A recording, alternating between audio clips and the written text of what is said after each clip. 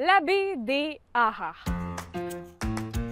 C'est un nom plutôt hors du commun et pas mal intriguant. Il y a plusieurs hypothèses pour expliquer l'origine de ce toponyme. L'historienne Lédiane Tremblay du Musée du Fjord m'a expliqué qu'en 1947, l'historien Victor Tremblay, qui était aussi un abbé, s'est penché sur le sujet dans une étude. Première hypothèse, le Ha-Ha représenterait le cri de surprise poussé par les navigateurs français quand ils sont arrivés ici et qui étaient étonnés d'arriver dans une grande baie. Ah-ha!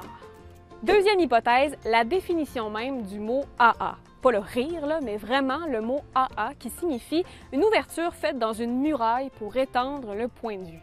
Mais en vieux français, le mot Ha-Ha signifie aussi un obstacle qui interrompt un chemin, donc un cul-de-sac.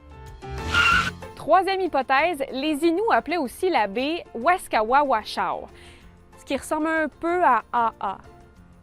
Peut-être.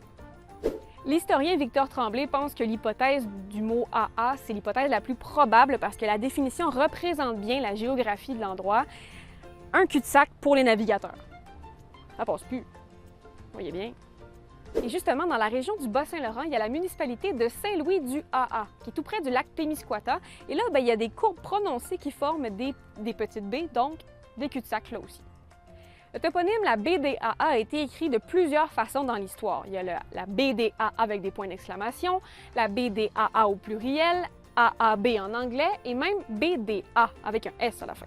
Il n'y a pas juste la baie qui est Ha-Ha, il y a aussi la rivière Ha-Ha, le petit lac Ha-Ha et le lac Ha-Ha. Et voilà, il y a encore plusieurs questions sans réponse, mais au moins maintenant, on en sait un petit peu plus sur la fameuse baie des Ha-Ha.